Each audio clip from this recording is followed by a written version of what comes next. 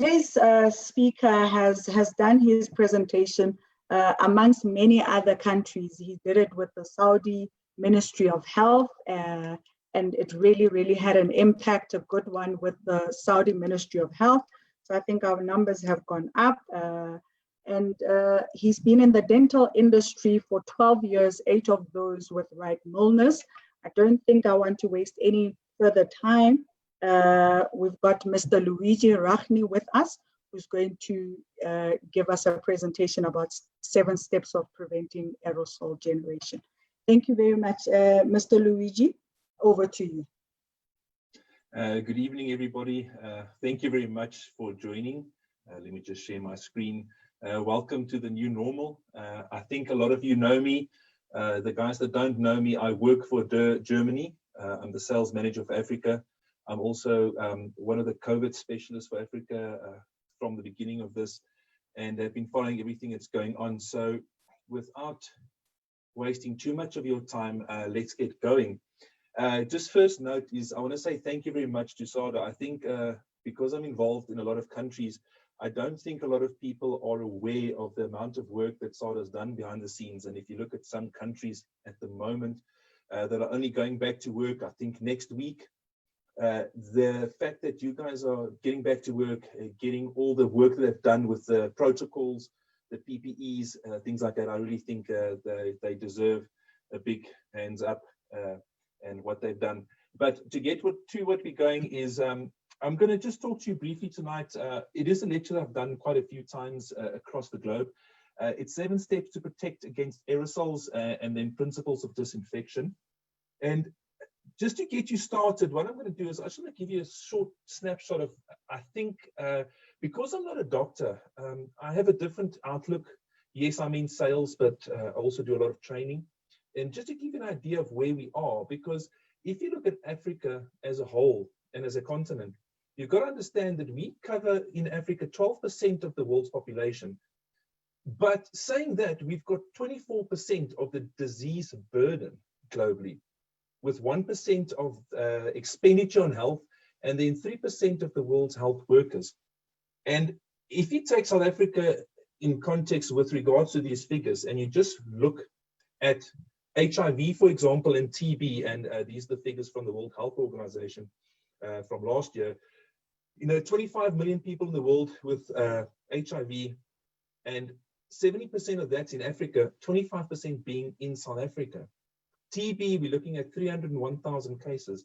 So with regards to COVID, and yes, SARS-CoV-2, Corona-19, CCP virus, whatever you want to call it across the globe, wherever you are, we've got to understand the principles before we get into the 7 steps, before we get to the principles of disinfection. We've got to understand you've got your list of viruses, your prions, spores, mycobacteria, your TBs, envelope, non-envelope viruses. And what's interesting with Corona, SARS-CoV-2, it's an envelope virus. It's actually quite easy to deactivate. And you guys have seen all these figures, so I'm just going to go through it quite quickly and just briefly. SARS-CoV-2, Corona. Now, one thing I did notice, a lot of the information is being shared from the American side, American Dental Association, the UK, the World Health Organization. One of the sites that I would recommend you also maybe look at is the Robert Koch Institute. It's globally recognized as one of the best out there with regard to infection control, the things that they do, the studies. And as of the 8th of the 6th, which means this was last week, we come back to the fact that transmission of the disease is via droplets, and that the conjunctiva, there is a possibility of smear infection. And I think this takes away a lot of the fear, is that yes, we know that there's transmission of diseases via droplets. It is assumed that there's still a lot of research being done. And I mean, we're going back 2020, the Peng et al. Study, and there's a lot of information on Robert Koch website. When we talk aerosols and dental practices, and the reason I put these first few slides together is just to give you a bit of the science, a bit of an overview on where we are before we actually get into what we need to talk about. And I mean, with regards to aerosols at the moment, we know, straight and control angler handpieces, your water jet, your ultrasonics. We know there's blood, we know there's splatter, we know there's aerosols. We know we're talking about, micron sizes and nuclei and all those things. These are things that you're being told daily. It's being shoved down our throats by the media, but it is important to clearly understand these things and not misinterpret them. Now, what's interesting with regards to aerosols in dentistry, if you look at some of the research, hepatitis C, for example, it's got a viral load of 2,000 viruses per milliliter of saliva. And what makes SARS interesting is that you've got 158,000 per milliliter of saliva. And I know I was in the lecture a few evenings ago with Prof. Piet, where they were talking about new research, and they were stating that, you know, I think it's 2.7 days prior first symptoms is when you got sort of the highest viral load, up to 0.7 days. So we know there's that 3-day period before first symptoms, and then the 7-day period after first symptoms when the viral load goes down. So you've got that 10-day window, and we need to be aware of this. In dentistry, when you are doing an aerosol generating procedure without any masks, without any protection, the studies show that you can inhale, if they look at the TB study, you inhale between 8 and 20 TB viruses that can infect you. And if you do the maths, which I'm not a mathematician, but if you look at the maths and all the studies, and you actually put them across to what's happening with the coronavirus, mathematically you are inhaling without any protection between 2 and 20 coronaviruses per 15-minute treatment. What the research doesn't tell us, and is not available at the moment, is to say that what load is needed to be infected. And that is still a big topic of debate. And just another interesting side note, if we look at the R0 value, and I'm pretty sure you all know what the R0 value is, and that's the rate of infection. Globally at the moment for corona, SARS-CoV-2, whatever you want to call it, it's sitting at 2.3.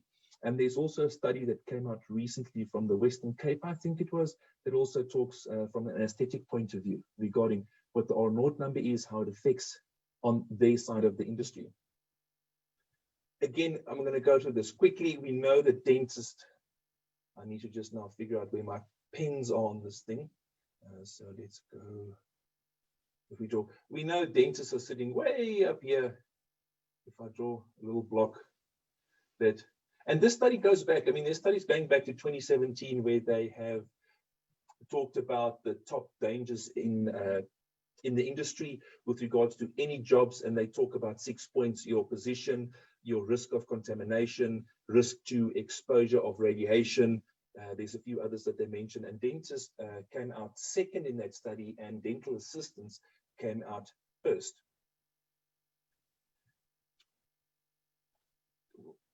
Sorry, let me just, there we go. And, thrush, hepatitis B, hepatitis C, I think we forget about these things. And looking at the coronavirus, I'm going to ask the question, what's happened to dentistry? Dentistry now or dentistry always? Have we forgotten about Hep C? Have we forgotten about hepatitis B? Have we forgotten about HIV? Have we forgotten about TB? Have we forgotten about Legionnaire's disease? Yes, corona is there. Yes, it is a pandemic. And yes, we need to be aware, not be afraid. I think we need to be aware, know the facts, know how it affects us, know what we can do, because it's just another part of the family of stuff that dentists do every day, because your life is not outside in your practice. Your life is that 20, 30 centimeters by a patient's mouth and the space inside the mouth. And that is where you're spending, 8 hours a day. And this coronavirus, SARS-CoV-2, has impacted the world, but it's also impacted dentistry in a very big way because of the uniqueness of what you do. And that is obviously creating aerosols. And when we talk about infection control, regardless of where we are, we need to understand we always have to break the chain. We need to break the chain somewhere. And if we're looking at the drawing, and I know Dr. Oosthuizen spoke about this, this has been going around for many, many, many, many, many years. And, we want to break the chain anywhere. And as soon as we break the chain, we can stop the transmission. We stop the transmission of infection, whether it be washing our hands, whether it be taking everything out of our surgeries, making sure that there's no loose furniture standing around. There are so many ways that we can do that. And I think what we need to do is maybe take a breath, stop, take a step back, and looking at where we are and what we are doing. And we got to ask ourselves, now, when I do this lecture, and the last time I did it live to dentists face to face, was when I was in Mauritius exactly 2 weeks before the lockdown. I flew out to Mauritius, came back, and that's when things started happening, and the temperatures and things like that. And one of the things that I asked them there was, and the people that have heard me speak before know I ask the tough question. And the question is always, you are the next patient. You are going to sit in your chair. Are you prepared to work on yourself? Is your assistant prepared to work on you? Is your cleaning lady that's working there, the hygienist, whoever is in your practice, are they prepared to put their hands on you, work on you? Are you prepared to work on you with your equipment that you have, with the protocols that you have, with the products that you are using? And I'm going to leave the question there and ask it again at the end, because the first time is always, yes, everybody is hands up, I will do it. When we go through the presentation, we start going, hold on, let me re-look at it. Now, I've changed it a little bit to, what is your patient's journey? The reason I ask this is, put yourself in your patient's shoes. This is going to be vitally important going forward. Talking about amnesis with regard to sterilization, yes, we've got the hydrogen peroxide rinse that's been talked about. The reason I've put this up here is because it's one of the 7 steps that, so I've added 2 to the 7, because I think this is becoming a lot more important than we think and than we realize. And it's a case of just asking a question differently. Now, I've been in practices before where, you know, they go and I'm a discovery medical aid, and they go, I'm going to just find my card, there it is. And then and I go and I hand my card over, and they go, is everything still the same? Yes, easy answer. But ask the question, do you still live at 137 Libertas Street, Noordheuwel? Is your telephone number still 081 454 2280? I think if you ask the question slightly differently, you're going to get a different response from the patient, not by just saying, is the file still the same, and giving it to a patient, expecting them to fill the stuff out. Regarding brushing on appointments beforehand, I think a lot of these things have been covered. They're all being covered, and there is awareness now being done on them. What's interesting is I've been talking about these things since 2000, and I think it's 11 or 12. And just a correction from the beginning is I've been in dentistry for 18 years now. And the guys that know me know that I've been doing this lecture on handpieces originally dating back to 2011. And these are things that came up then. And some dentists have changed their view, and they started looking at their patients differently. And then when they talk about their patients, looking at them differently and how their patient journey runs through the practice, they then start looking at the 5 moments for hand hygiene. Yes, we're all talking hand hygiene. It's great talking about it. It's great doing it. But do we know when to do it? Before we contact the patients, before an aseptic task, you know, after body fluid exposure, after you've touched the patient, after contact with anything the patient has touched. We also have to be aware with part of the amnesis and patient profiling is understanding the risk of the patient. Is it a high risk, low risk? We've never worried about this. And I'm going back, HIV, TB, Hep C. We've never had to worry about these things, yet they're still there. Now with Corona, suddenly it's jumped up into the front of the queue, into the front of our minds, and it's affecting us in a big way. And how is it affecting us? It's affecting everybody, especially now with Corona, it's brought it out. You know, you go to work, I'm a rep, or I work for DOE. I come into your practice. You've just had a patient that's positive, for example, hypothetically speaking. The patient leaves, you shook their hand, I walk in, I shake your hand, I come home, I'm married, I've got a 9-year-old, you know, I give my wife a kiss, I hug my son. Who does it affect? It affects everybody. We need to be aware of our surroundings.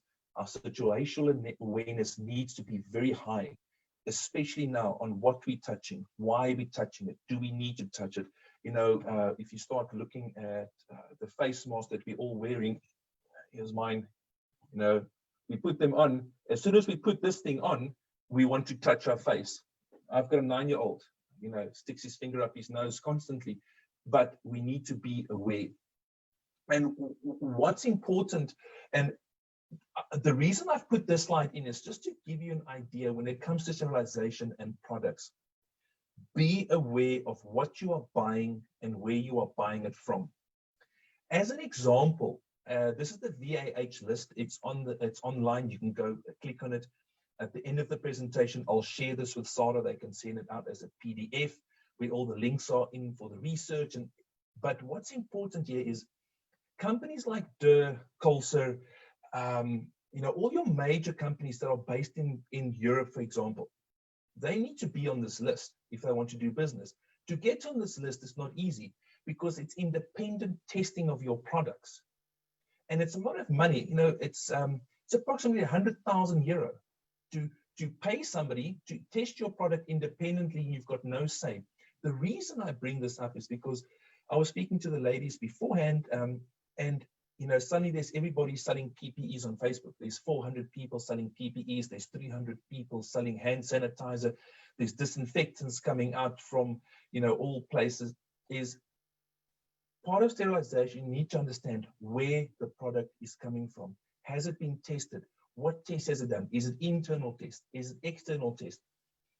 Buy from your reputable suppliers. Buy from the big guys. Yes, they've got the expertise. They've got access to people like me that are the manufacturers, that are the suppliers from overseas that have been trained, that can help. Because you need to understand, if you look at alcohols, phenols, aldehydes, QATs, peroxides, I'm not going to go into them individually. They all have pros and cons. What's important to understand, for example, aldehydes, it's sensitive to protein, it's slow, irritating the skin and mucous membrane. Phenols, it's got a staining and it's unpleasant. Halogens, they're toxic, they activate chlorine forms of chlorine gas. And there's a link there that you can actually go to Stanford University where you can investigate different type of disinfectant agents and what they do. And you need to understand that large companies that make these things as their main source of business, as their main product portfolio, spend a lot of money in it. And yes, they do research. So again, think about what you're buying, where you're buying it from, because at this point in time, buying cheap is not always the best thing to do, but also comparing apples with apples. Why do we sterilize? A question that always comes up, and when I ask this live, we've got hands going up, and I'll ask, and I mean, it's ethical. It is the ethical thing to do. Create a safe work environment. You want to break the chain. You always want to break the chain. And yes, I have been looking at all the sort of communications with regards to your medical aids. You've been charging for it for years. Yes, it has changed drastically since March with the coronavirus and the pandemic and the different protocols that need to be in place. Before, let's take Corona out of the picture for a minute and look before that. What happened? You charge for it. It's 9109 and 9110 with the codes. The costing was there. I know what doctors were charging. I know what they were buying it for. So yes, you've always charged for it. Maintaining equipment, it's expensive. It's unnecessary if it breaks, because I don't know doctors that put money away for equipment when it breaks. And a lot of doctors are buying fancy new equipment. Put a bit of money aside for maintenance, keeping those things going, and also for replacing filters and things like that. It's also unprofessional if it breaks. What happens to the buns in your seat for that day? Do you phone all your patients and cancel the appointments? Do you move the appointments? Do those people come back for the appointment? And then obviously it protects the patients, especially now, but also protects you, your staff. I'm not going to go on into the warranties, but it is something that's going to become more relevant, I think, going in the future from all suppliers, is just to cover their warranties and what you need to do. There's no point in you buying a machine from me or a Katani or a Sistemi or a Matrix or a Dur machine, and you're using JIC, and then it breaks, and then you're unhappy because that's the sterilization procedure that you're following. I'm going to ask the question, what is your protocols? If it's not correct, then I'm going to say, do we honor the guarantee or don't we? What responsibility has passed on from my side to the dealer, to the end user that spent a lot of money on that machine? And then that takes us into the difference, and this is a big thing for me, the difference between cleaning, disinfection, and sterilization. A lot of people are buying things now thinking it's going to be a silver bullet. It's not. you need to still follow the principles. You still need to clean something before you can disinfect it, before you can sterilize it. And cleaning is removal of visible soil. Disinfection is the process of eliminating many of the pathogens, but not bacterial spores. And then sterilization is it's a log count of to the power of 6, I think, where you've got no bacteria, everything is dead, to a log count of 6. And just remember, you cannot sterilize and disinfect a dirty item. And this is very relevant when it comes to burrs, when you're using burrs. I had this discussion with a dentist a few days ago, and I've had it a few times over the last couple of weeks, where burrs are changing color. But if you look at it, it's biofilm that's building up on the burrs. The burrs are not being cleaned properly before they're being put in the disinfectant. And we'll get into that going down the line. Again, Dr. Westhuizen spoke about this, the 3 classifications: critical, semi-critical, non-critical. The semi-critical, you need to understand where they fit. And if you understand where they fit, you can understand what to use and how to disinfect. And here we go. So the 3 principles of disinfection. Disinfection, they're only effective where they can reach. And they're only effective if you use them correctly. And I'll expand on each point briefly. And they're only effective if you leave them to do their job. And I'll give you this as a very perfect example. And let me get my quick drawing here. And I'm going to do it in yellow. So if you look at the picture, you can see this is a normal dental practice. I mean, think about it from your side. So yes, we're all talking about fogging machines. Great. We're all talking about wipes. We're all talking about cheap disinfection, bleach, all those things.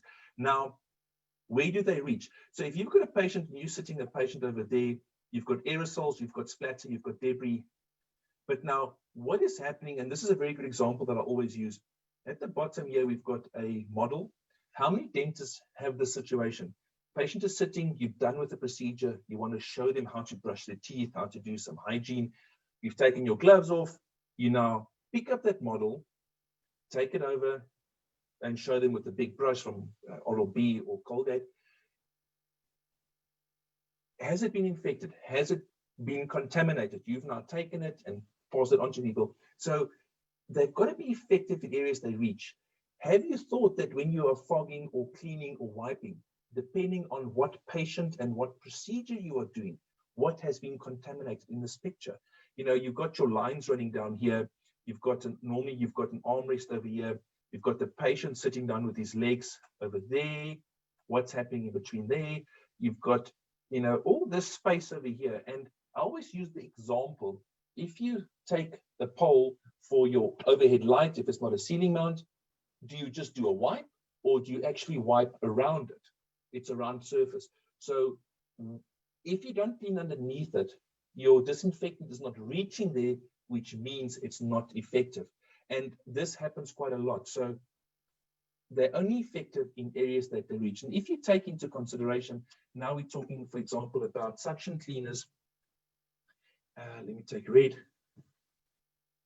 Go there. So, everything you're sucking in over here is going through your pipes, it's following the lines, and all the red circles, it's going through your thing here. You've got the patient that's spitting in there, and you've got all this running down to your suction machine. Now, all the areas that I've marked that are marked in red circles are the areas of concern. How many people, when it comes to disinfection, remember that there is normally a little filter on their chairs to the bottom here? So how do you clean this? Obviously, you've got to use the right product. So you've got to use a product that's going to go through your line and reach there. Once it's reached there, it can be effective. Principle 2 is quite easy. Disinfectants are only effective if prescribed usage is done correctly. Now, I'm not going to go into product specifics here. Yes, I work for DER, but I think it's very important to understand it regardless of what product you're using. Now, for example, here we've got one of our products. It's 213. It's a 2%, and it's exposure time of 5 minutes. That's what's important. If you look at the other product here, we've got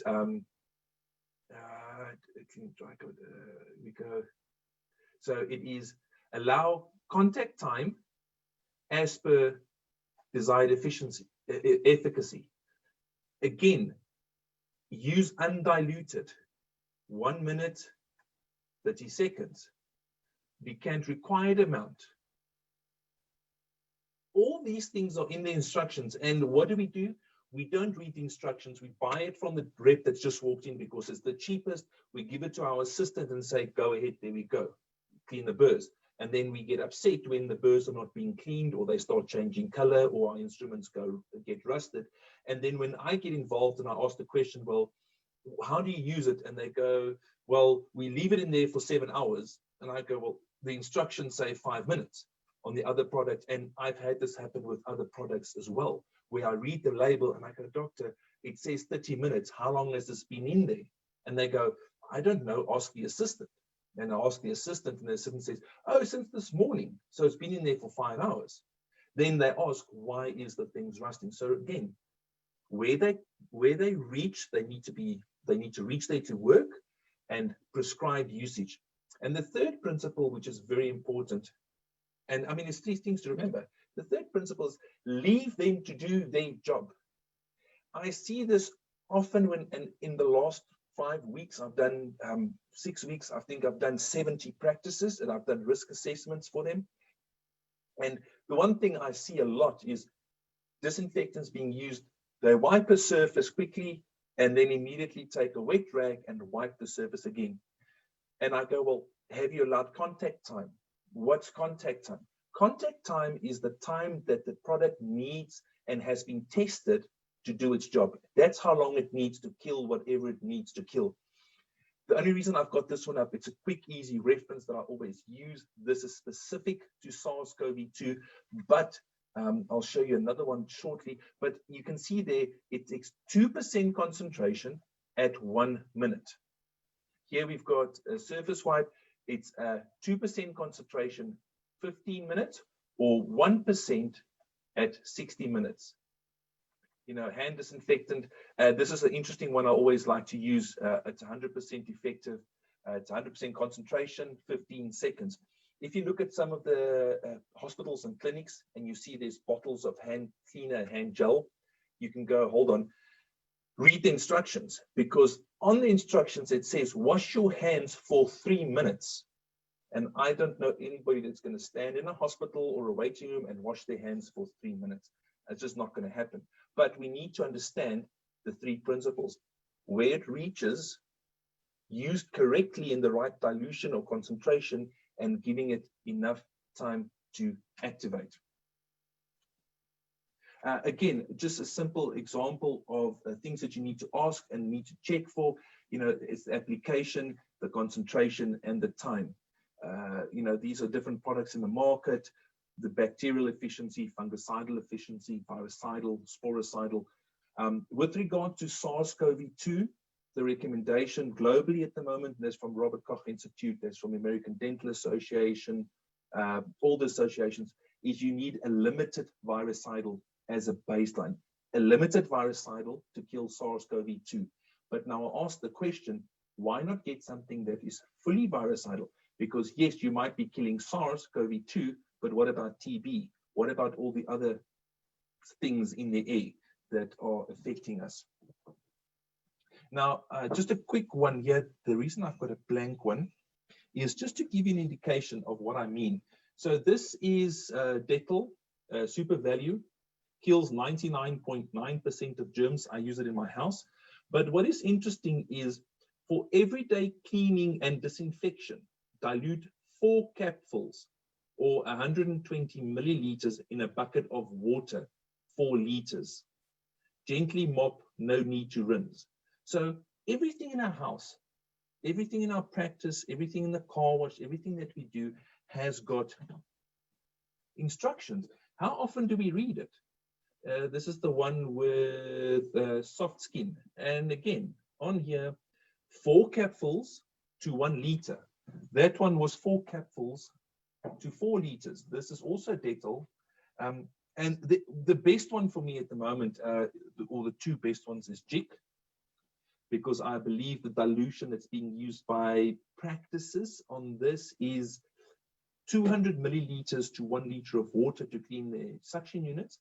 Now, if you read the instructions, it is a quarter jig, multi-bleach to 5 liters of water, soak garments, and this is the garment one, multi-action bleach, soak garments for 15 to 30 minutes and then rinse.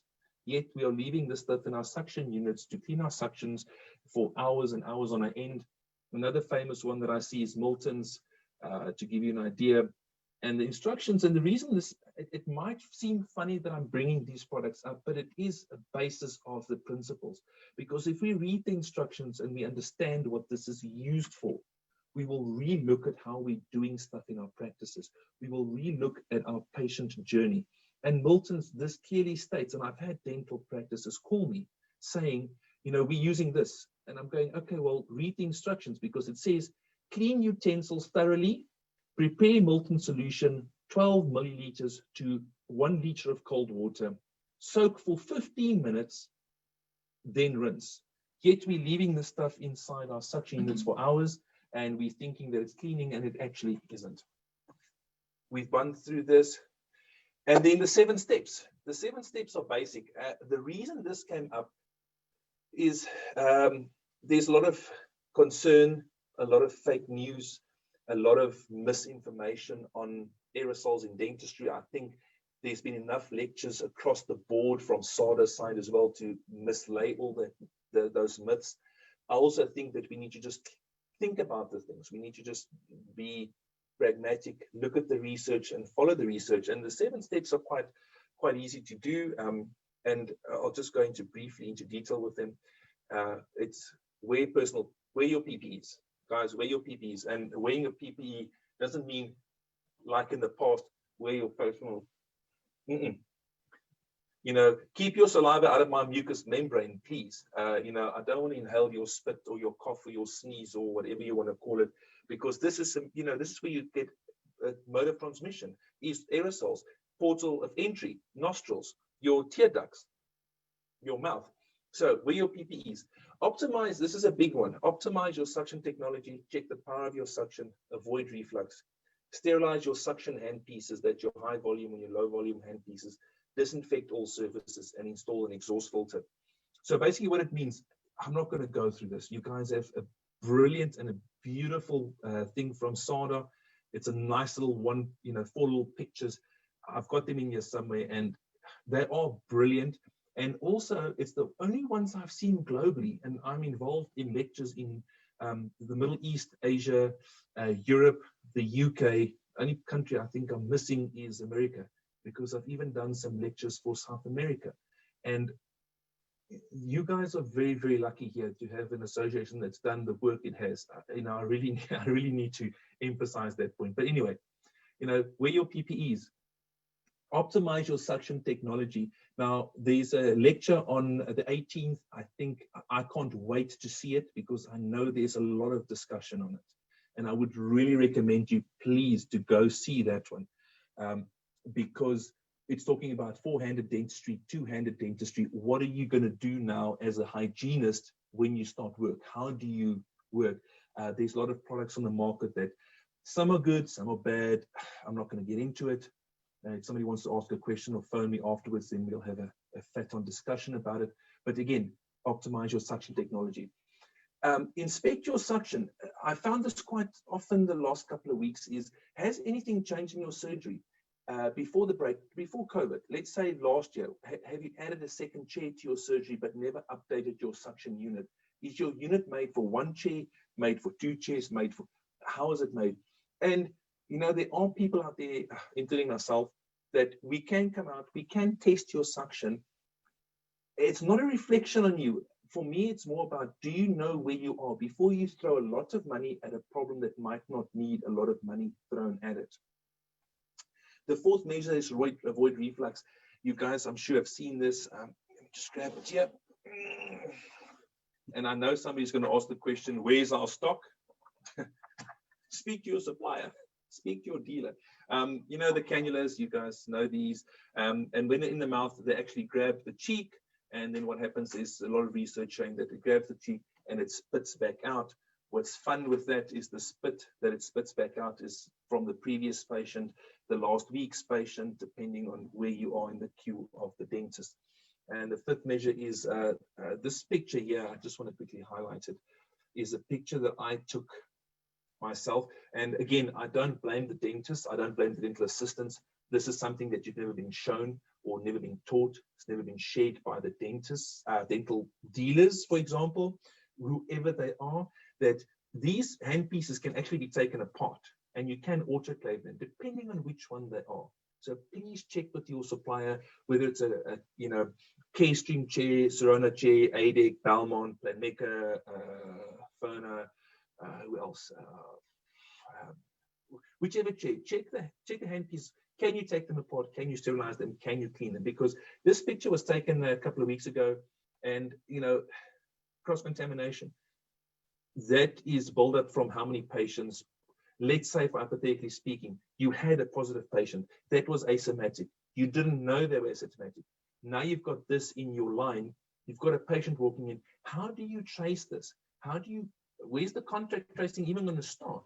How are you going to explain this? So it's not to scare people. It's just to, again, share the knowledge. And this is stuff that's been researched. There's science behind it. There's papers behind it that you can go and find at the end of the presentation.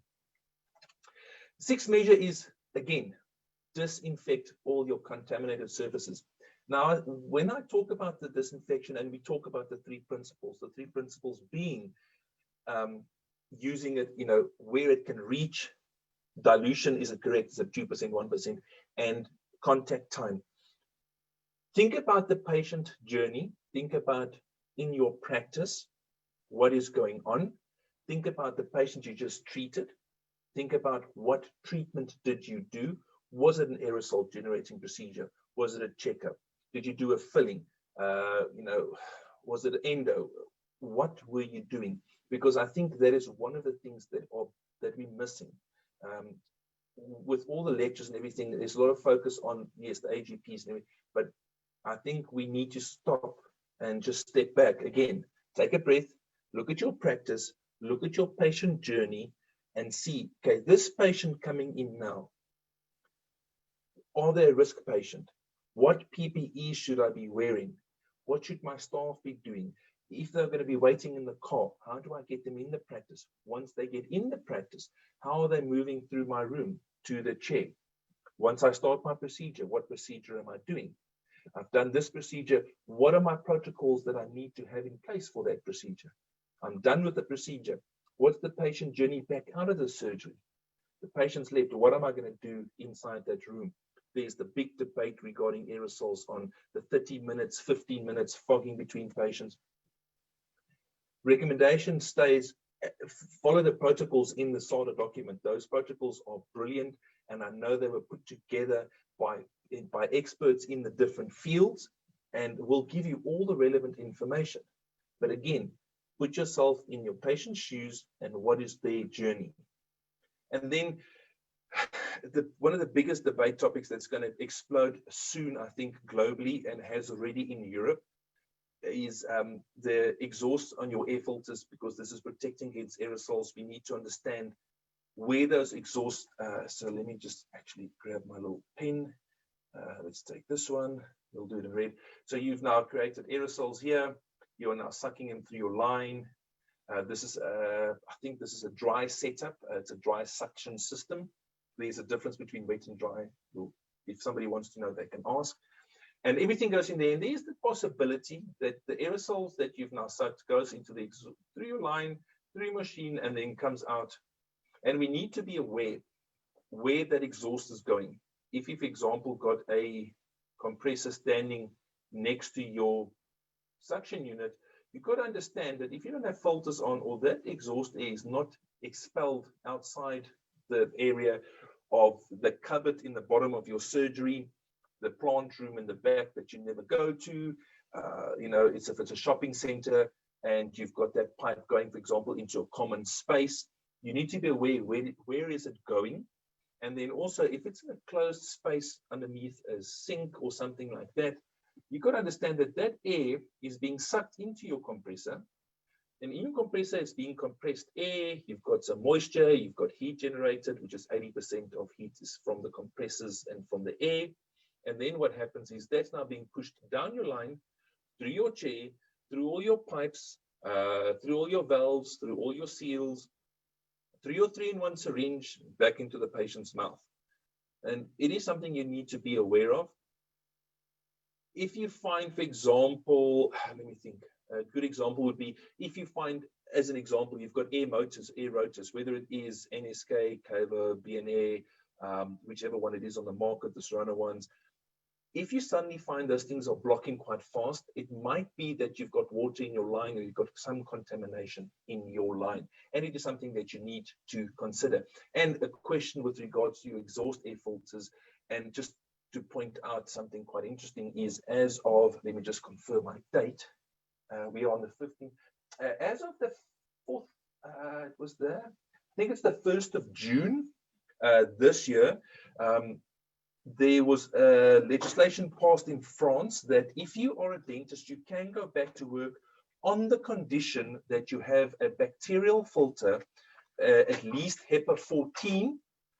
If I can remember, HEPA 14 will be 99.995%. You cannot practice unless you have that installed in your surgery, on your suction unit, regardless of what it is, and they are inspecting. And if you're caught without that on your suction unit, they are closing you down with immediate effect. So that's what's happening globally at the moment. I think the same thing is happening in Germany with regards to some of the rules and regulations that are happening there. Talking about all this, we also need to understand with infection control and sterilization procedures, there are certain steps that you need to do, and you need to consider what those steps are. Just the same way that you are considering what is your patient's journey.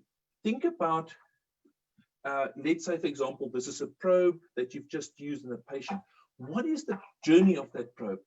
You know, from application to the patient, you've now used it. Sorry, it's the wrong line. Let's just do this. Okay, so you've got application, you've now used it. What happens next? Where does it go? How do you prepare it for cleaning? A good example would be burrs. How do you prepare it for cleaning? If you look at the preparation, cleaning, then how do you disinfect it? Because remember, you cannot disinfect a dirty patient item. It's got to be clean first. Have you scrubbed it with a metal brush? Have you scrubbed it with an old toothbrush? What are you using to clean it? Then, if you've got a little, one of those little burr holders that you use, or it's going onto a magnet, which I've seen, if you've thrown it into your disinfectant solution, what is the principles that you need to follow? Can the product make contact with the full surface of that burr? Have you diluted it correctly? Is it a dilution? Is it a ready-to-use product? And then on the third thing is, have you left it in there for the contact time? Is it 1 minute, 30 seconds, 4 hours, 17 days? Once you've done that, you need to take it out, you need to dry it. How do you package it?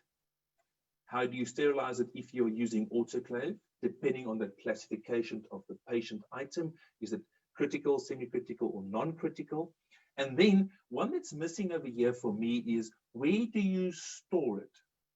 Is it standing in a cupboard that's dust-free, a clean environment?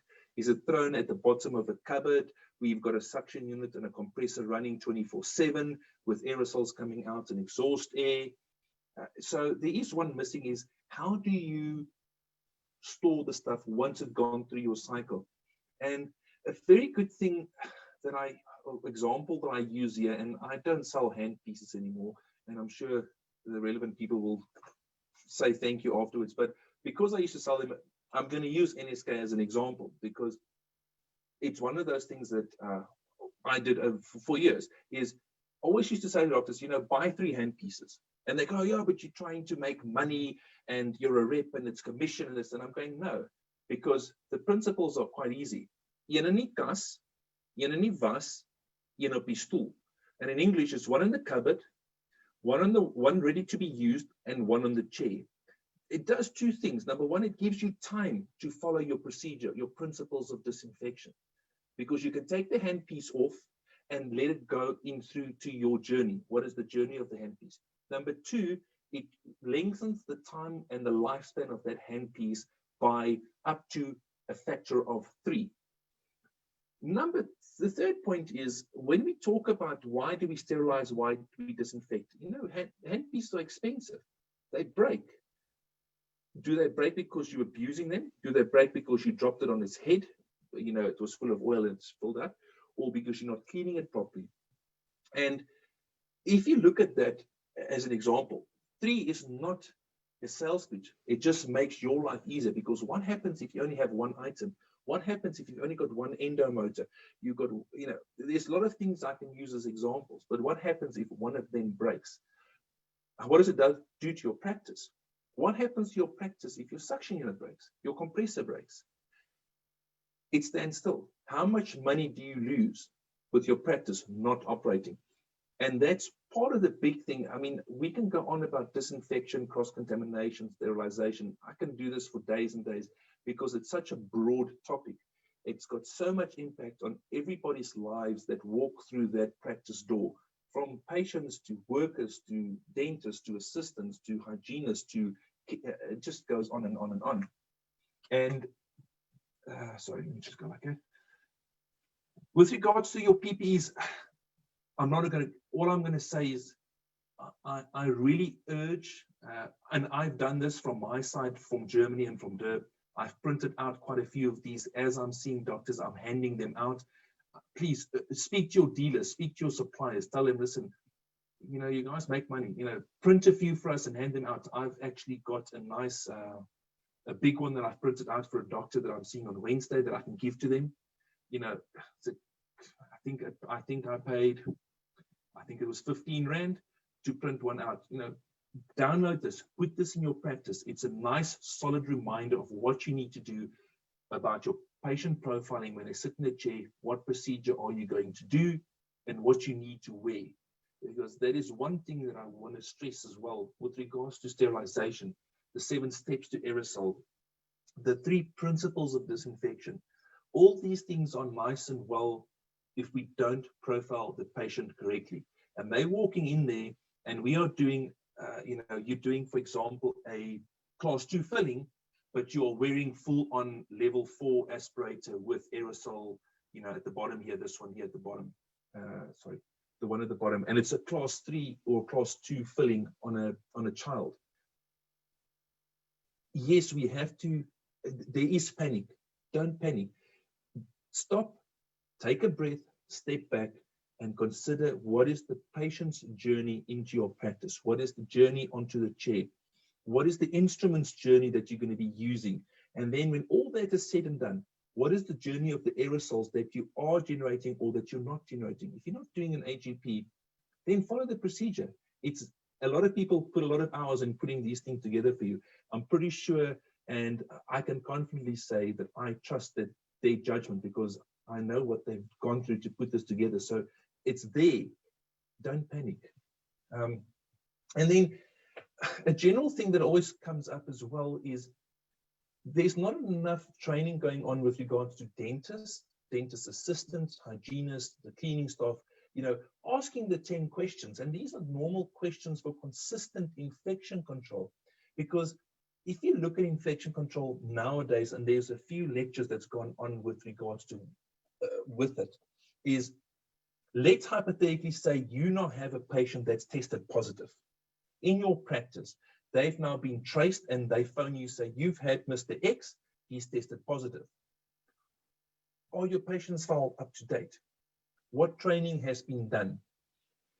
What protocols have you got in place? Are you using single items or single-use items once only? What is the protocol on hand hygiene? They're all there. Proper use of gloves. Are you using the correct PPE for the correct procedure? How often, and this is a big one for me, how often have you tested or checked or serviced your equipment, like your compressor? Have you changed the filters on them? When was the last time you drained your compressor? Is there any contamination? When is the last time you cleaned your plant room? When is the last time you serviced your suction unit? Your hand pieces? Was the operatory, was your surgery prepared correctly for the next patient? Barriers, all these things are there. And I think a lot of us, we all know this, and dentists know this, and people in the industry know this. But I think over the years, what's happened is we've gotten fast, we've gotten rushed. You know, the patient room is full, the patients are waiting, we've got emergencies happening, we're running late. What's going to happen? You're running late now, the next patient's got to sit in there.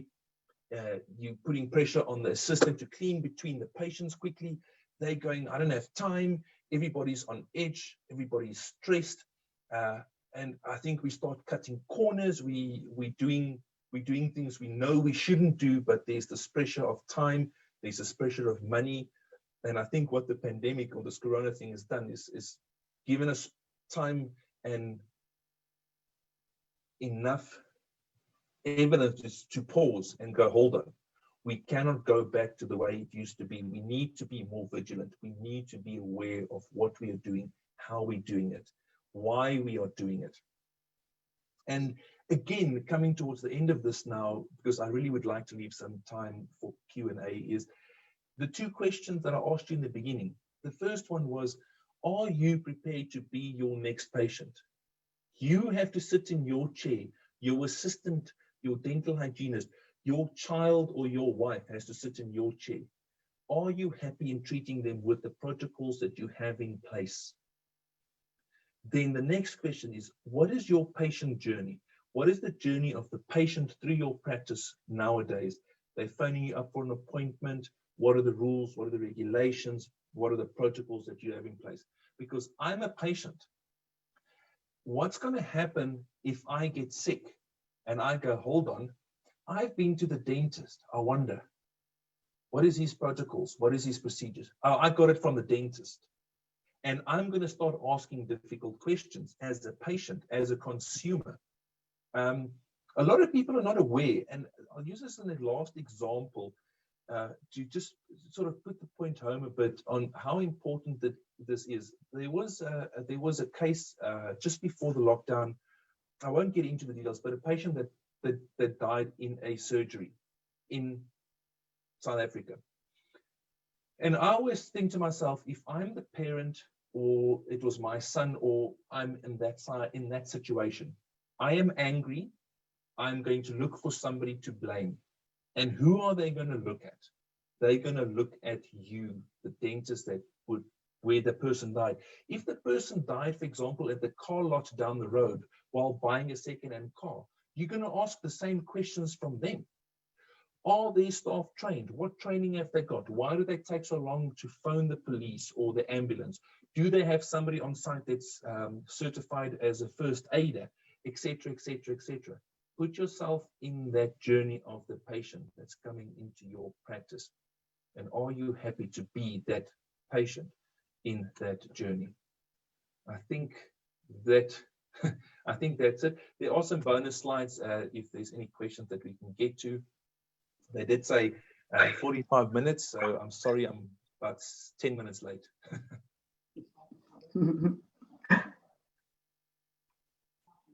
There we go. How was that? Thank you very much, Luigi, and that was very informative. Indeed, minimizing the negative effects of aerosol generating procedures is a matter of going back to basics. And I mean, if you follow the basics, you will be covered. So we've got a couple of questions, Luigi. So I'm going to read out the questions to you, and then you can give the answers to the questions. So the first question is from Dr. Anonymous. Does it help to place a fan behind the patient's head when you work in order to blow any aerosols away from you? Okay, so I'm not a specialist in airflow, but I have had this question posed to me a few times, and it is dependent on the surgery and where are you blowing the air to. So it's not something that I would recommend if the window is behind you and you're actually blowing the air from the window through the surgery, because you've got airflow that goes from your dental surgery in through your practice. So you need to consider, what would the purpose of that be? If you've got a window that you can open, that's something I would rather suggest, because you create natural airflow and you're diluting the viral load in the aerosols. So you need to just be aware of where you are blowing it to. If you're just circulating in the surgery, it's not doing anybody any favors. But if you can force that air through to an open window, yes, but then consider where that open window is leading.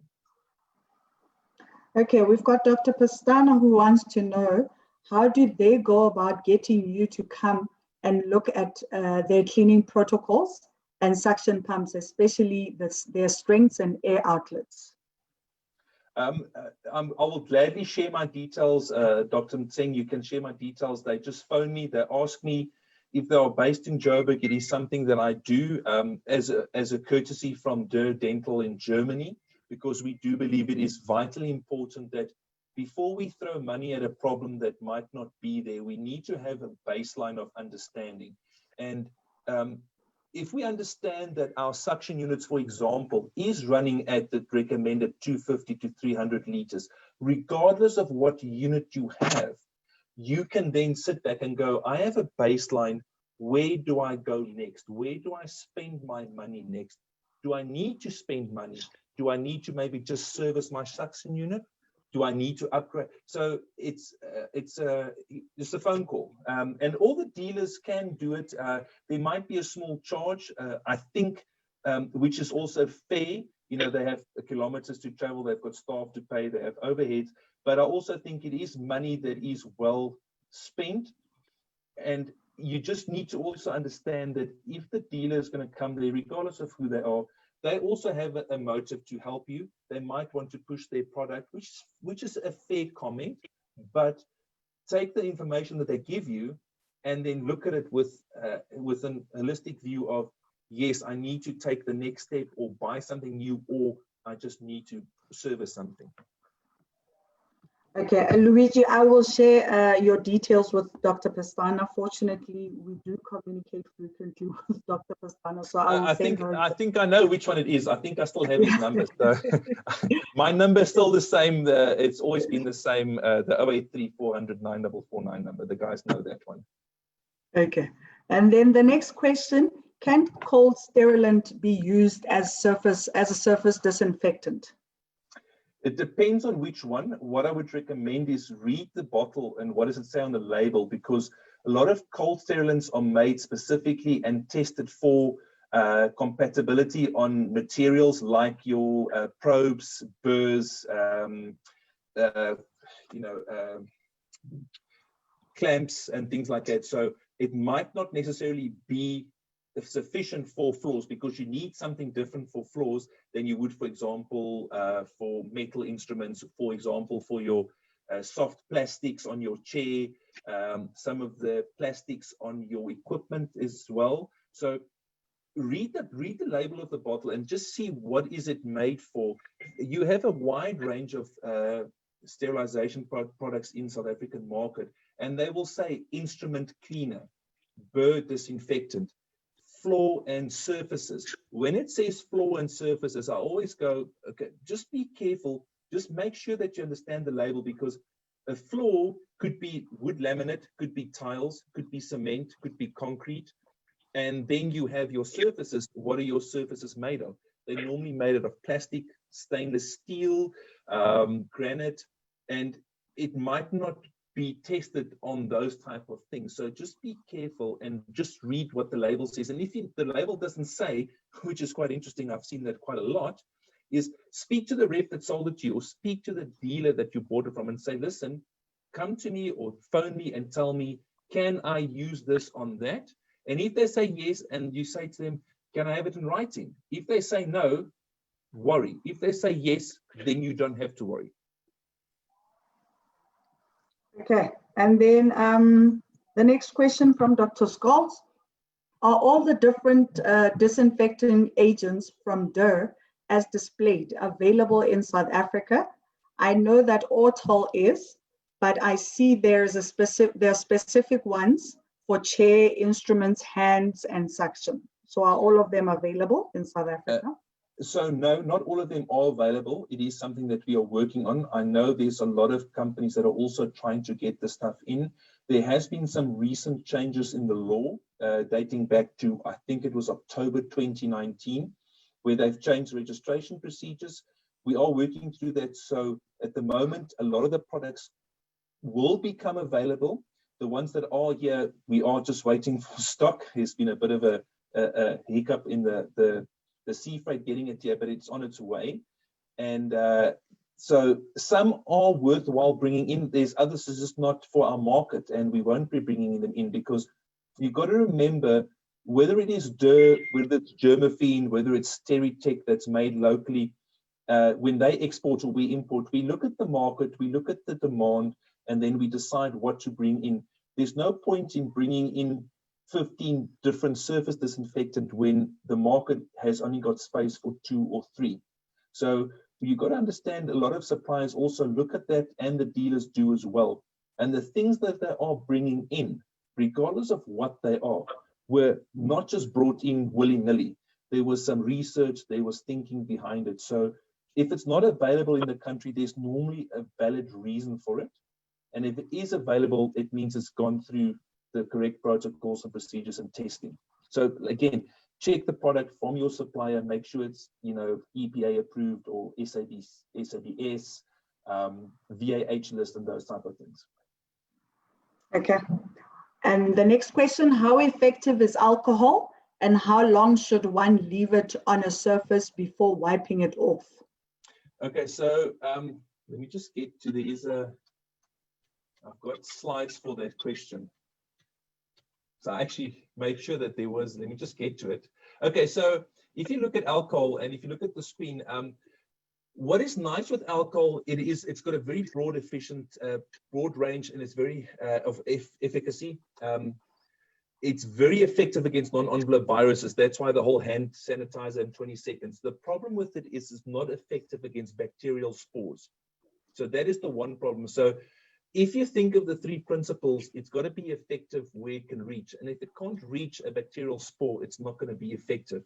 So with alcohol, we're looking at viruses, which means, yes, it's gentle on the skin, and it's very quick. Depending on the product, if I look at, for example, 410 from Durr, it's 15 seconds. I know there's the one from, I think it's germaphene, is 1 minute. There's some on the market that's 30 seconds. Just check on the label. I think I've got one here. Let me just check.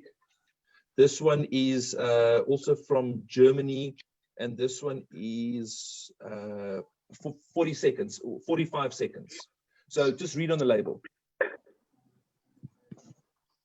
Okay, and Luigi, I know you said you're not an expert on air and the system that is in the room, but here's a question. Is it advisable to use air cons in the surgery? Okay, it's a very, very good question. With regards to air cons and central air conditioning units, everybody is aware of the Wuhan research. I was in a couple of lectures that was done by the doctor from the Steri University. There's no real, there's some anecdotal evidence that shows there's been some cross-contamination. What you need to understand with regards to air conditioners, are they unique to your room, or are they linked to a central system? If they are linked to a central system, then you need to be hyper aware at what procedures you're doing, because remember, the aerosol that you're generating, and we're not talking about splatter, or we're talking about fine aerosols, that's going to be lingering in the air. It's going to be sucked through the system, and it might be shared between rooms as opposed to a unit that's dedicated to a single room. So you just need to be aware, follow the journey of the aerosol. Where is it going? Is it going into the aircon? Once it's in the aircon, where is it going? Through what filter? Are the recommended filters? Those type of things. So every practice is different. One of the comments that we've had, some of the lectures we did in this, you know, it was Oman, Saudi, and those places, was it gets very hot, and air conditioners are vital. But they've now moved away, saying, you know, if the air conditioner is separate to a room, it should not give any problems, as long as it's cleaned and maintained properly. And then also just the benefit of opening a window, because what's happening is you're reducing the viral load in the air through drafts, movement of air, and things like that. And I think that will also speak to 3 questions from now. So, but then the next question is not necessarily a question, Luigi, it's a plea from our member. They would like to get more support from suppliers. So that's a plea, I suppose, more than a question. So we'll move to this. So yes, so you know what, I think it's a valid, I do believe, and you know, people sometimes get upset with me when I talk in lectures across Africa, and I do, you know, it's impacted my business as well from a point of view of traveling, but dealers sometimes get upset with me because I do sometimes, I don't want to say it, throw them under the bus, but I think people need to be held accountable, and I'm honest with it. Whether it's my dealer, other dealer, whether you know, whether it's the big 5 or the 10 dealers, whichever they are, you know, the dentists are spending a lot of money on these things. Whether it is a handpiece, whether it's a suction unit, whether it's a X-ray machine, a sensor, whatever it is, these things are not cheap. And I always found when I was a rep, you know, some reps go the extra mile and you go, Doc, you bought this from me. Let me train you on it. Let me do a proper handover on it. And I really think that's a valid plea. And I think that dentists, and yes, this will probably get me in trouble, but I do believe that we need to take responsibility from a manufacturing point of view. If one of my machines break, I'm here tonight. You know, I'm openly got my details out there. If it's a derm machine, it's broken, phone me and let me see. Because I'm going to ask the question, one, be in mind, this comes with a covert of responsibility in all forms. Because as an example, let's say you've bought a stir suction machine and it breaks. Your first call is to your dealer. The dealer is going to say certain things, ask questions. Then their next call is going to be to me. My call is going to be, okay, you know what? Yes, it's a warranty claim. Let's follow the journey. Doctor, what products are you using to clean it? Did you clean it properly? What evidence have you got that you have got protocols in place? Because that's gonna happen. So yes, the dealers need to take some responsibility in making sure that the stuff is installed or properly, the staff are trained properly, that they're selling it to. But the dentists and the hygienists and the cleaning staff need to take the same responsibilities. Are they looking after those machines or those products as advised? Have they read the instructions? So yes, it's a valid plea, but I think it comes with a couple of things attached across the board, from manufacturer to supplier to end user, and everybody needs to be responsible. And the next question here, Luigi, is, are UV lights recommended? There is some research showing that yes, they are plausible. The problem with them is there's some negative effects, because there's some research showing that they can cause cancer. The other problem with UV lights is they're only effective on things that they can see. So if you are using it and you've got a strong enough one that you can leave overnight, yes, you can, but just bear in mind that you can't really be around it when it's working. And the second point is, it's only effective on things it can literally see. And if it's can't see it, then it's not going to work. Thank you, Luigi. Is ozone effective in killing bacteria and viruses when used in between patients and for overnight? I'm not an expert on ozone. The only information I have, yes, it is, but that's normally something that's reserved for very large medical centers or clinics and hospitals where they do ozone sterilization. I do know that there is some serious cost involved, because then you're also starting to look at, I think it's negative pressure type rooms, where it's an enclosed room where everything happens inside that, and you know, it's something that I don't think is feasible on in smaller practices. Hospitals, yes, different story. So I think that's as far as I can go with that answer. Okay, thanks, Luigi. Filters for the exhaust for suctions. What is available in South Africa? Do you need a filter if air is let outside above the roof? Okay, very good question. If you've got an exhaust that runs a pipe through a roof upstairs that goes outside, and it goes above the roof, you shouldn't have any issues. Always be aware of where that exhaust air is going.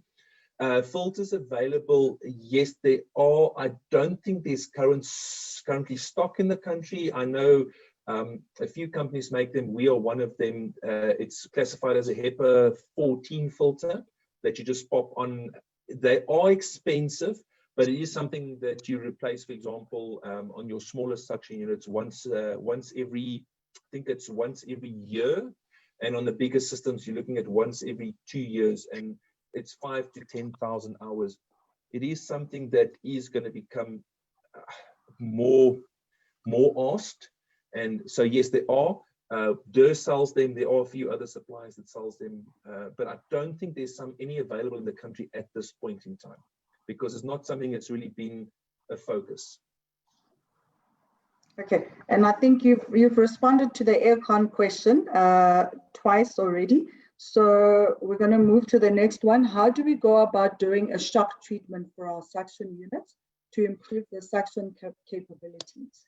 Okay, so shock treatment normally we would normally recommend it, and now I'm speaking with my DER hat on, is if you've done a lot of prophylaxis, because there's a lot of research around prophylaxis. I can actually, let me just bring up one slide here quickly.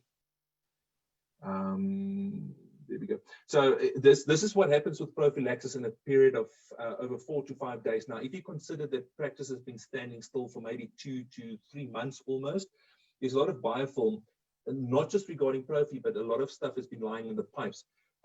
One of the recommendations we have is, number one, when you start treating patients now, is have a cup of water and suck it through your suction line between every patient, regardless of the suction machine. That's going to help removing any solid particles. When you're talking about a shock treatment, you need to be aware that you've got to be very careful, because there is the potential, if there's a lot of buildup, that you're going to possibly block a filter somewhere. You know, if the installation is not done properly, that you might have sharp corners where things get clogged. So you would use a product like, for example, MD 555 from DER, which is made for that. You can also use your Aerosol, your Gobble, your PureVac, things like that. And instead of doing it once a day and leaving it overnight, is perhaps do it in the morning, run a liter of water through your system, then use the product, whichever one you're using, and use it correctly, dilute it correctly, and leave it in the pipe for the correct time. Normally, we would say Aerosol, Gobble, PureVac, those type of products, about an hour and a half, and then flush a bottle of water, 1 liter water through your system, and repeat it at the end of the day. And do that for a period of, say, 3 to 4 days, and then it should start cleaning out the system. But be aware that you need to then be very meticulous in any filters on your chair, the small particle filters or the solids filters on your chair, the filters on your suction machine, your drain, things like that. And then Anonymous wants to know, Luigi, how to cold disinfect equipment that has only touched the patient's skin, and which disinfectant would you recommend?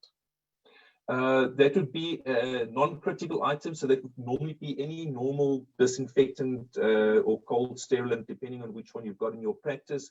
Just follow the instructions. It would normally be, if it's a non-critical item, those are normally the pulse oximeters, things like that. Clean it properly, dry it properly, disinfect it, put it away. You know, and just read the instructions on the bottle you have. Make sure that what you're using is used correctly. The high volume suction, we normally run the solution through it. How should we ideally clean it? Okay, so this is an interesting one, and I'm actually glad this has come up, because what I've noticed a lot of times is the assistants that are tasked with this job are not doing it properly because they've never been trained, or they're being pushed under pressure or put under pressure by the dentist because there's a turnaround of patients. I think that will change a little bit now, but in a nutshell, what you would do, as an example, I will use Aerosol because I know it out of my, I know it quite well. You would firstly flush 1 liter of water down the system, just clean the system with 1 liter of water. Then you would dilute 20 mils of Aerosol into 1 liter of water, run that through your system, and leave it for anything from an hour to the next day, if it's at the last patient of the day. and then the next morning or after that hour and a half has expired, that contact time has been used, just flush another 1 liter of water through your system. Bear in mind that if you're doing stuff like Aerosol, Piervac, Gobble, German, whichever one it is, do it in the afternoon after the last patient, because if the product is used correctly, you can leave it overnight, and then the next morning what you do is you need to flush 1 liter of water. If you're using it early in the morning, you've got to allow enough time to make sure that it is effective, which means it's an hour to an hour and a half. And that's in a nutshell what you would do. I think, Luigi, the questions keep piling up. I think I'm only going to cover like 5 questions looking at the time. I think we'll cover 5 questions, and the rest of the questions we'll just respond to them at a later stage. I have a window close to my chair. Is it reasonable to convert a vacuum cleaner with a funnel for aerosols? Okay, again, it's a very good question. How would I answer this? So, okay, so let me be honest. There is actually research available that you can actually go, if you go Google, I'll have a look at it if you can pop me an email with it. But there is research that shows it is a viable option, but not recommended. One of the reasons being is a vacuum cleaner is it's made differently to what high volume and low volume is made for in dentistry. And there's also certain rules and regulations regarding aerosols and machines that pull aerosols out of the air, how you register them in the country and those type of things. So there was a research paper done in 2005. I think it was in Vietnam or Indonesia, where they tried it as an alternative in certain circumstances, and there was some positive results. But again, I think the cost that you're going to spend in doing that is not going to be as cheap as buying something that's specifically made for that purpose. The other concern that we have, and it's with these aerosol machines they are used as an adjunctive. Always remember that a lot of these things are used as add-ons, and they're never going to replace the basics that you need to do, and that's 250 to 300 liters of volume suction at creating of aerosols with rubber dam, and just using those 2 things, and there's so much research around it, that removes 98%. Just high volume suction that's running at 250 liters is reducing 90% of aerosols at source. Add rubber dam, you're removing 98% of aerosols. You've got 2% left. Now you've got your PPEs, your proper protocols, your disinfection. Yes, we need to be aware, but I don't think we need to panic. Okay, and then Altaz would like you to share your number again, Luigi. So my work number is 081 454 2280. And send me a WhatsApp. I'm on Facebook. I'll give you my email address. You have got that. The other alternative is phone Milners. They are our agents. They are the DER agents for suction and sterilization. You can contact them directly. Speak to the rep that services you, and then they'll set something up with me. There's no, it's not just about me working for DER or anything like that. It's everybody, I think, in the industry has got expertise, and I think it is time that we all sort of chip in, share those expertise, and make sure we help each other. We're all in the same industry. If dentists are struggling, that means the reps are struggling. Sales are not coming in, means the suppliers are struggling. Sales are not coming in there, which means I'm struggling, which means I'm not getting sales. And I think we all need to chip in and help each other, because I think that's the long game.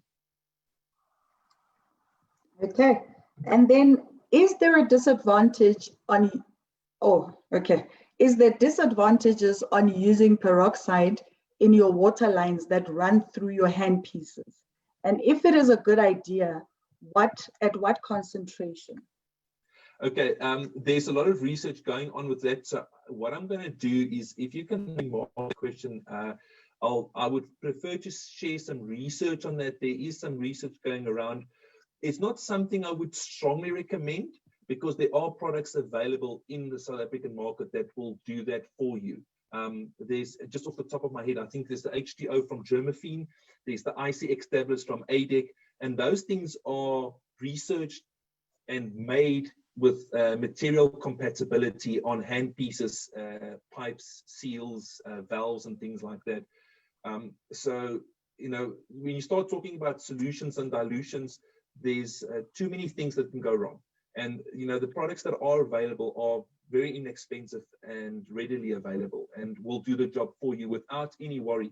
And another thing to add to that is, bear in mind that if you're using a recognized product on something like your water lines, your suction cleaners, if something should go wrong, you have recourse to speak to the dealer and say, listen, I used your product, you know, this is what happened. Again, I'm not throwing anybody on the bus, but, you know, there are things in the market. Be careful about buying stuff on Facebook or dilutions that are unstable, because there are consequences on the end of the day to your practice, maybe standing still, something breaking that's beyond repair or not economically repairable, just because we're trying to save a few rand on something.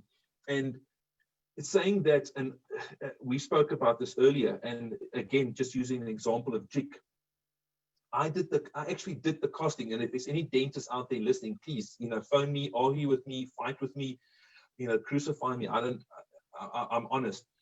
If you look at jig at the moment, the pick and pay price is 57 Rand for 3 liters.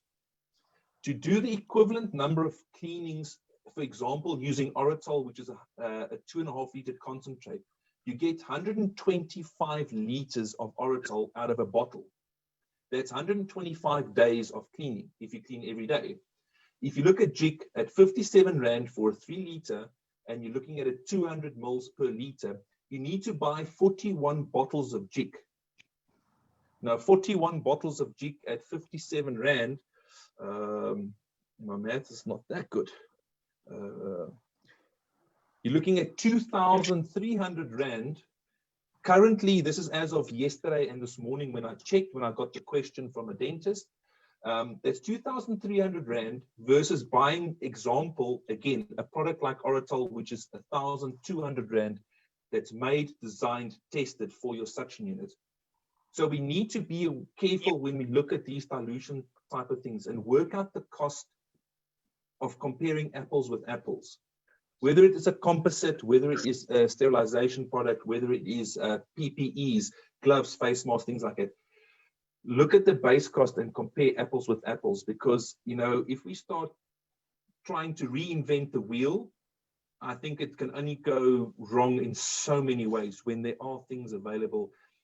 Yes, some things are a little bit more expensive, but, you know, if a company is spending 100,000 euro on having something tested independently, I do believe that there's some not satisfaction, but some safety net for you, because you have recourse. You can, you know, there's protocols in place.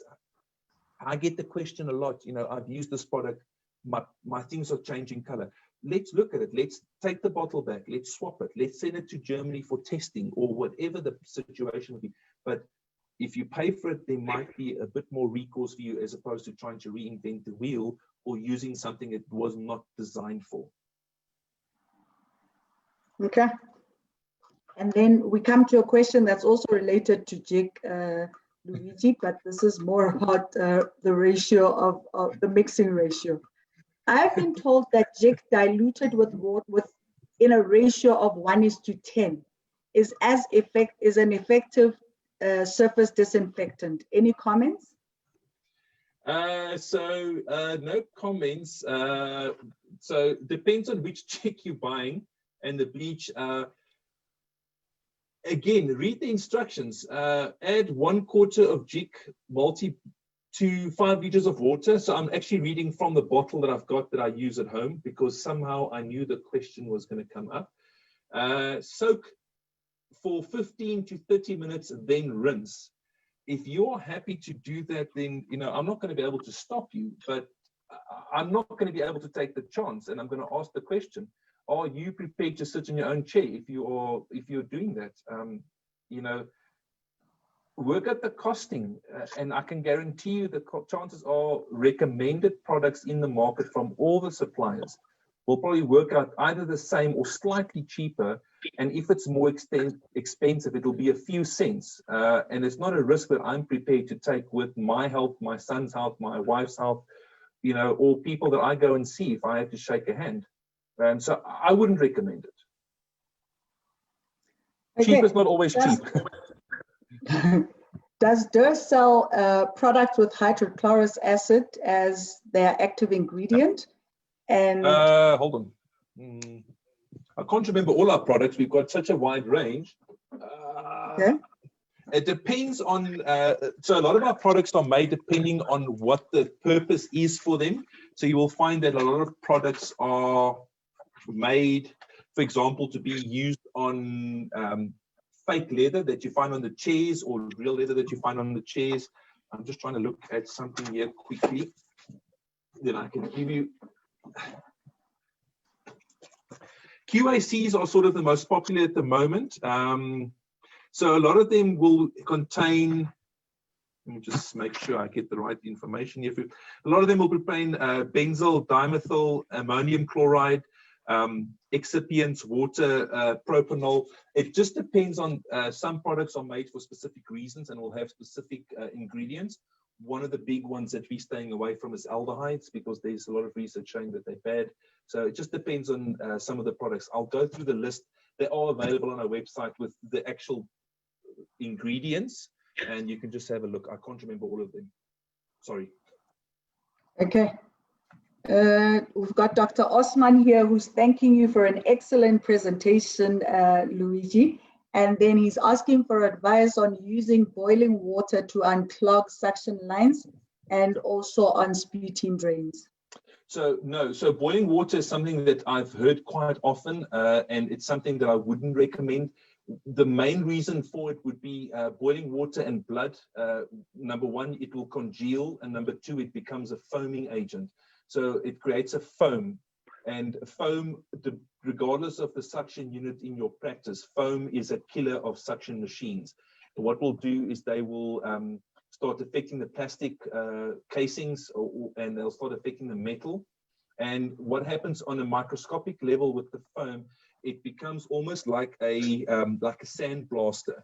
So as it's going through your impaler, it will start blasting that impaler, and it's very small tolerances that they work with in suction motors, because you've got to remember that suction motor's fan is running at a high RPM, and as soon as it starts getting an imbalance, it will start vibrating, and then it just start running into a lot of problems.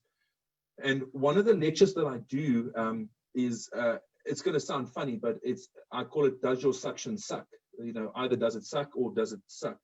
And when I go through that, there's certain things that you can look at in your suction motor and in your line from your high volume suction on things that affect your suction, and hot water is one of them, because it creates the foam. And also what the other problem with hot water is, as it goes through your lines, you'll have seals, pipes and things like that. There might be certain glues that are being used in the pipe down the way, and that hot water starts affecting those things on a molecular level, and then you start getting cracks, seals, leaks, and then your suction just goes out the window, because it's not necessarily your suction machine, but it's from your machine down your line all the way through to your high volume hose. Okay, thank you, Luigi. I think that was the 5th question. I'll just give one more question and then we can close it. I know it's a holiday tomorrow, but if the guys want to hang on a few more minutes, I really don't mind. It's nice seeing people in a different scenario than sitting at home behind it. Well, sitting behind the new normal.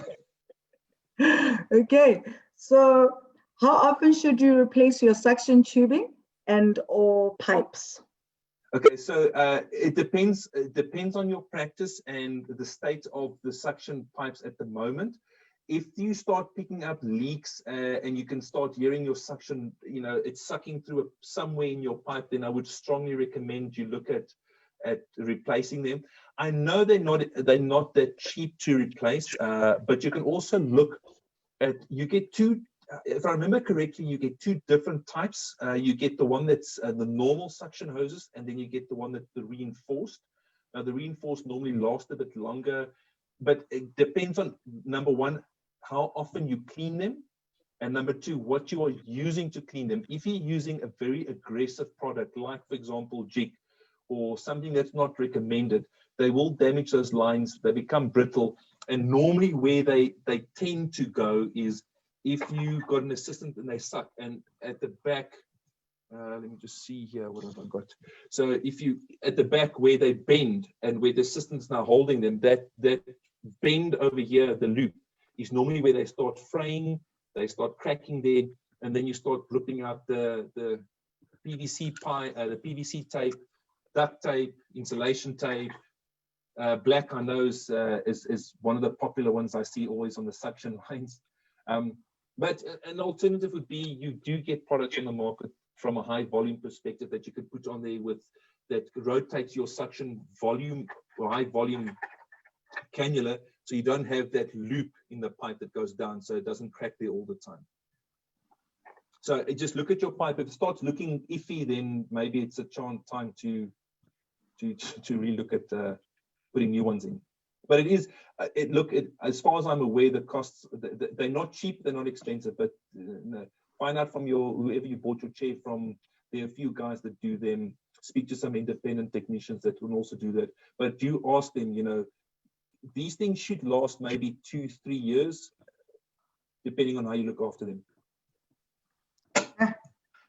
Thank you, Luigi. I know you would like to stay a bit longer, but I think we've covered most of the questions that were relevant to the discussion today. And we've shared your numbers with members that have requested your numbers, and you've also given them out live. So I think they should keep you busy tomorrow with all the questions. It's a public holiday. But then thank you very much, Luigi. I don't know if you have any parting shots to make before we close the session. Yeah, you know what? I'll share this with you. I think what we need to do, and this is really, this is just a personal thing for me. I think with everything that's happening at the moment, you know, the world has gone a bit cuckoo. I think we really need to stop.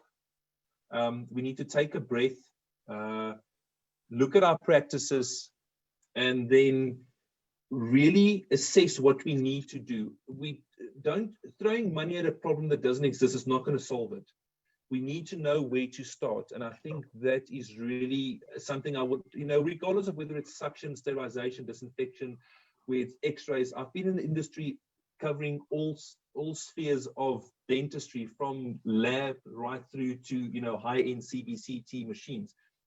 And the one thing I really want to say to the people is, follow the facts. Speak to your dealer, speak to your rep. You know, give them the time.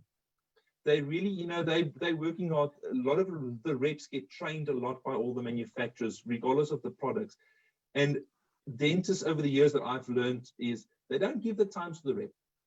If the rep's coming there to do something for you, you know, give them the time. If you know, give them the opportunity. Don't just slam the door in their face. Don't let the gatekeeper just keep them out, because sometimes they have got valid information that they can share with you on, you know, making sure that you're mixing it correctly, training your staff on how to use it. Because I think in this time, we're all in the same boat.